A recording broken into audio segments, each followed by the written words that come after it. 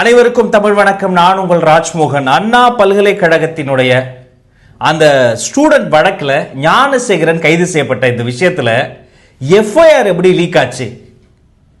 பாதிப்புக்குள்ளானது ஒரு பெண், ஒரு மாணவினா அந்த எஃப்ஐஆர்ல அந்த மாணவியினுடைய ஐடென்டிட்டி, அடையாளங்கள் அத்தனையும் பாதுகாக்கப்படணும், எங்கேயுமே வெளியில தெரியக்கூடாது.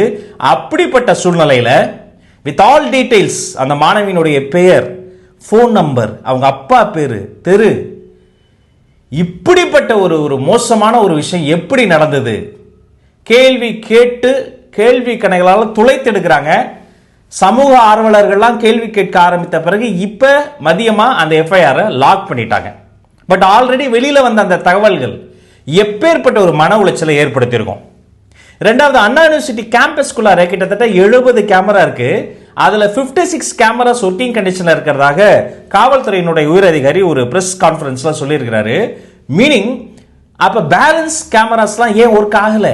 கிட்டத்தட்ட 14 கேமராஸ் வேலை செய்யலனா தொலைதூரங்களில் இருந்து படிக்கிற, இங்க வந்து தங்கி படிக்கிற மாணவிகள், பெண் பேராசிரியர்களினுடைய பாதுகாப்பு என்ன ஆவறது? ஏன் இதை வந்து கண்காணிக்காம விட்டாங்க? அப்புறம் இந்த சம்பவம் எக்ஸ்போஸ் ஆனதுல இருந்து குற்றவாளி ஞானசேகரன் திமுக கட்சியை சேர்ந்தவர் இல்லை என்று நிரூபிப்பதற்காக மாறி மாறி தலைவர்களும் அமைச்சர்களும் மாறி மாறி பேசிக்கிட்டே இருக்கிறாங்க. ஆனா அடுத்தடுத்து யார் கூடலாம் இருந்தால் போட்டோஸ் எடுத்திருக்கான்னு பார்க்கிற பொழுது அமைச்சர் பெருமக்களோடு, துணை முதல்வரோடு, கட்சியிலே இல்லாத ஒருத்தன் எப்படி இது மாதிரி போட்டோஸ்லாம் எடுத்தான்? இல்லை, இவர் கட்சியோடு சம்பந்தப்பட்டவன் என்பதற்காக பல போட்டோஸும் வீடியோஸும் சோசியல் மீடியால நிறைய விசில் ப்ளோவர்ஸ் எக்ஸ்போஸ் பண்ணிக்கிட்டே இருக்காங்க. மிக முக்கியமான விஷயம் என்னன்னா, குற்ற பதிவேடு, சரித்திர பதிவேடு, குற்றவாளி அப்படின்னா என்னன்னா ஒரு முறை இருமுறை இல்லைங்க, அடுத்தடுத்து 15 இருந்து 20 வழக்குகள் இவன் மேல இருக்கு. கொள்ளையடித்த வழக்கு, மோசடி வழக்கு, பிரச்சனை வழக்குன்னு பல்வேறு வகையான வழக்குகள் இவன் மேல இருக்கு. ஆனா குண்டாஸ் சொல்லப்படுற குண்டர் சட்டம் இவன் மீது இப்ப வரைக்கும் பாயவே இல்லை. அரசை விமர்சித்தவர்கள் மீது, யூடியூபர்களின் மீது, பேச்சாளர்களின் மீது, மாற்று கட்சியினர் மீது, டு நேம் a few, சவுக்கு சங்கரின் மீது, கிஷோர் கே சாமியின் மீது, சாட்டை துரை முருகன் மீதெல்லாம் குண்டாஸ் போட்டு அவர்களை சிறைப்படுத்தினாங்க. ஆனா கிட்டத்தட்ட 15 வழக்குகள் மேல இருக்கக்கூடிய ஒரு கொடிய குற்றவாளியான ஞானசேகரனை ஏன் குண்டர் சட்டத்தில் போடவில்லை? இனிமேலாவது போடுவார்களா? அப்புறம் திரும்ப திரும்ப செய்திகள்ல, நம்ம தொலைக்காட்சி செய்திகள் ஒரு விஷயம் சொன்னாங்க. என்னன்னா, சம்பவ தினத்தன்று அந்த மாணவி தனது நண்பரோடு நடைபயிற்சி செய்துகிட்டு இருந்த தருணத்துல பிரியாணி கடையை சாத்திட்டு உள்ள வந்த இந்த ஞானசேகரன் அவங்கள வீடியோ எடுத்து அந்த மாணவரை அடித்து விரட்டி இந்த வீடியோவை காமிச்சு மிரட்டியதாகவும் 3 ஆப்ஷன் கொடுத்ததாகவும் செய்திகளை சொல்றாங்க. முதல் ஆப்ஷன், இத பார், நீ உன் ஃப்ரெண்டோட பேசின வீடியோ என்கிட்ட இருக்கு, இதை கொண்டு போய் டீன் கிட்ட கொடுத்துருவேன், இதை டீன் கிட்ட கொடுத்துட்டா உன்னைய சீட்டு கழிச்சிருவாங்க, நீங்க படிக்கவே முடியாது. ரெண்டாவது ஆப்ஷன், என்னோட இச்சைக்கு நீ இணங்கி இருக்கணும். மூணாவது ஆப்ஷன், நான் சொல்ற ஒரு சார் கூடவும் அந்த இச்சைக்கு நீ இணங்கணும்னு சொல்லிட்டு போன் எடுத்து பேசி இருக்கிறான். ஹலோ சார், ஆமா சார், நான் விட்டுறேன் சார், அது வந்து எல்லாம் பண்ணலாம் சார் அப்படின்னு யாருடைய போன்ல பேசியிருக்கான். போனில் பேசியது யார் என்ற ஒரு பெரும் கேள்வி இருந்தது. இன்றைய தினம் காவல்துறை தரப்புல அதையும் எக்ஸ்பிளைன் பண்ணியிருக்கிறாங்க. உண்மையிலேயே அவன் போன்ல யாருக்கிட்டையும் பேசல, பிளைட் மோட்ல தான் போனே போட்டு வச்சிருந்தான். ஆனா அந்த பொண்ணை பயமுறுத்துறதுக்காக யார்கிட்டயோ போன்ல பேசி ஒரு அச்சுறுத்தல் ஏற்படுத்துறதுக்காக போன்ல பேசுவதை போல அவன் நடிச்சிருக்கிறான் என்று சொல்லியிருக்கிறாங்க.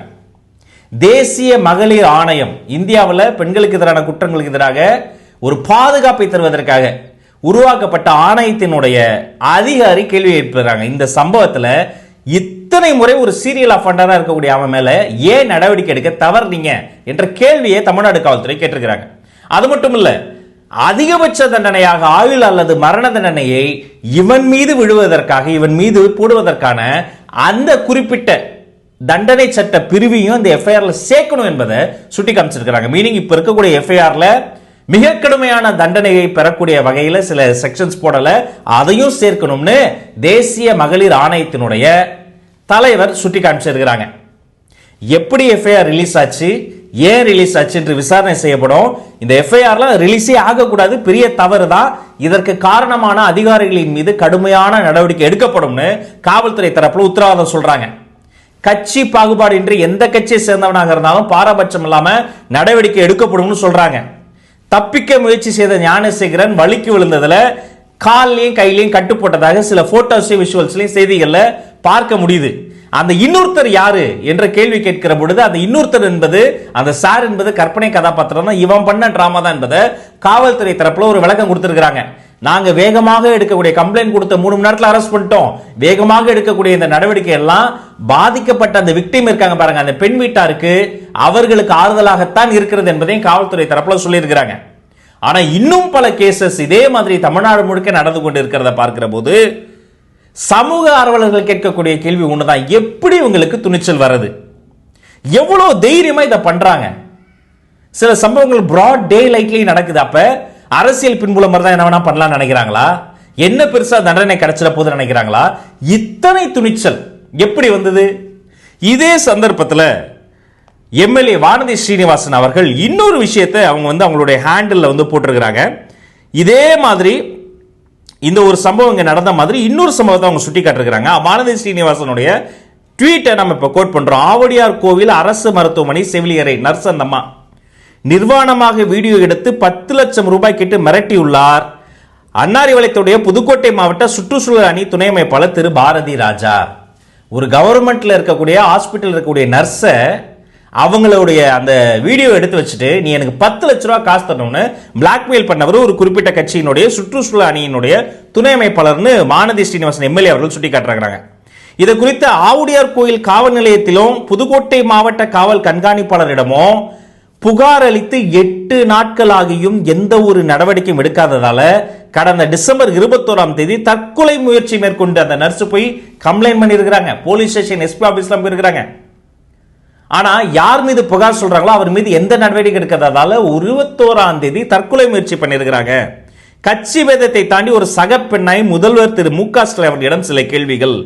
திமுகவுடைய கட்சி பொதுக்கூட்டத்தில் பெண் காவலரிடம் அத்துமீறி நடந்து கொண்டது, தஞ்சாவூர்ல இளம்பெண்ணை பாலியல் வன்கொடுமை செஞ்சது, அண்ணா பல்கலைக்கழக மாணவியை வன்கொடுமை செய்தது, செவிலியரை மிரட்டியது என தொடர்ந்து பெண்களுக்கு எதிரான குற்றங்களில் ஈடுபட்டு வருவோர் பலரும் திமுகவினராக இருப்பது ஏன்? தனக்கு நேர்ந்த கொடுமை குறித்து புகார் அளிக்க பல அபலை பெண்கள் தயங்கும் நிலையில் புகார் அளித்த பெண்ணின் விவரங்களை பொதுவெளியில் விடுவது, புகார் அளித்து பல நாட்களாக நடவடிக்கை எடுக்காதது என பாதிக்கப்பட்ட பெண்களை மேலும் மேலும் வதைப்பது ஏன்? குற்ற செயல்களில் ஈடுபடும் திமுகவினரை காப்பாற்றுவதில் இருக்கும் தங்கள் அரசின் கவனம் பாதிக்கப்பட்ட பெண்களை நோக்கி காட்டப்படாதது ஏன்? தங்களுடைய ஆட்சியில கட்சியினுடைய மானத்தை விட பெண்களின் பாதுகாப்பு எப்படி முக்கியத்துவம் பெறும்? தங்களின் அரசின் நடவடிக்கையின்மையாலும் தங்கள் கட்சியினரின் குற்ற நடவடிக்கைகளாலும் பாதிக்கப்படும் பெண்களை கண்டு தங்கள் பொறுப்பை உணருங்கள். இனியாவது தங்கள் கட்சியினரின் ஒழுங்கற்ற நடவடிக்கைகளை தடுத்து பெண்களுக்கான பாதுகாப்பான சமூகத்தை உருவாக்க ஒரு நீண்ட நெடிய ட்வீட்டை போட்டிருக்கிறாங்க, ஒரு வீடியோவை ஷேர் பண்ணியிருக்கிறாங்க. இது வானதி ஸ்ரீனிவாசன் எம்எல்ஏ அவர்கள் சுட்டிக்காட்டி இருக்கக்கூடிய ஒரு சம்பவம். இந்த விஷயத்தை பொறுத்த வரைக்கும் ப்ரோ கவர்மெண்ட் சிம்பத்தைசர்ஸ் இருப்பாங்க பாருங்க, அப்போசிஷன் பார்ட்டிஸ் விடுங்க, மாற்று கருத்துள்ளவங்களை விடுங்க, சமூக ஆர்வலரை விடுங்க, ஒரு சில ப்ரோ கவர்மெண்ட் சிம்பத்தைசர்ஸ் அவங்களே என்ன சொல்றாங்க, இதை போன்ற சம்பவங்கள்லாம் ஒரு நல்ல விஷயம் கிடையாது. அப்ப என்னன்னா மிக மிக கடுமையான நடவடிக்கை எடுத்தாதான் இதை போன்ற விஷயங்களை பிரிவென்ட் பண்ண முடியும். சைக்காலஜிக்கலா ஒரு அச்சம் வேணும். ஒரு குற்றம் செய்வதற்கு முன்பு ஒரு குற்றவாளிக்கு ஒரு குறைந்தபட்ச அச்சமாவது வேணும். எப்ப வரும்? மிக மிக கடுமையான நடவடிக்கைகள் எடுக்கின்ற போதுதான் அந்த குற்றவாளிகளுக்கு அந்த அச்ச உணர்வு வரும். இல்லைன்னா என்ன பெருசா பண்ணிடுவாங்க, பார்த்துக்கலாம், இத்தனை கேஸ்ல தப்பிச்சனா அந்த கேஸ்ல தப்பிக்க மாட்டானா என்று கொலை, கொள்ளை, கற்பழிப்பு, பாலியல் வன்கொடுமை போன்ற மிக மிக சமூக கேடான சமூக விரோத நடவடிக்கைகளை செய்பவர்களின் மீது குண்டர் தடுப்பு சட்டம் போன்ற கடுமையான வழக்குகளை பதிவு செய்து அவர்கள் பிணையில் வெளிவராத வகையில் காவல் நிலையத்தில், அதாவது சிறைச்சாலையிலே வைத்து விசாரிக்கப்பட்டு மிக துரிதமாக அவர்களுக்கான தண்டனை உறுதி செய்தால் ஒழிய இதை போன்ற சம்பவங்களுக்கு தொட்டுவிடும் தூரத்தில் தீர்வு என்பது தெரிகிறதா என்று எனக்கு தெரியல. உங்களுடைய கருத்துகள் என்ன? யார் இதற்கு பொறுப்பு? இதை போன்ற சம்பவங்களுக்கு என்ன தீர்வு? எப்படி ஒரு புரோட்டோகால் இருக்குல்ல, இப்படி நடந்தா என்ன பண்ணணும்? இப்போ இந்த ஒரு பொண்ணு வெளியில கம்ப்ளைண்ட் பண்ணிட்டாங்க, இதே குற்றவாளி எத்தனை பெண்களினுடைய வாழ்க்கையை சூறையாடி இருக்கலாம், அல்லது எத்தனை மாணவிகள் வேற வேற பிரச்சனைகள் வெளில சொல்லாம அமைதியா இருக்கலாம். அதையெல்லாம் வெளியில கொண்டு வருவதற்கு என்ன வழிவகை? இதற்கு தீர்வு என்ன? மாற வேண்டியது யார், என்ன? எல்லாத்தையும் கமெண்ட்ஸ்ல தெரியப்படுத்துங்க. ஒரு ஆரோக்கியமான உரையாடலை முன்னெடுப்போம். இதை குறித்து அறிந்து கொள்ள நினைப்பவர்களோடு இந்த வீடியோ பகிர்ந்து கொள்ளுங்க. வேற எதை குறித்து பேசலாம் சுட்டி காட்டுங்க. உங்கள் அத்தனை பேருக்கும் நல்லதே நடக்கட்டும், நலமே சொல்லட்டும். நன்றி, வணக்கம்.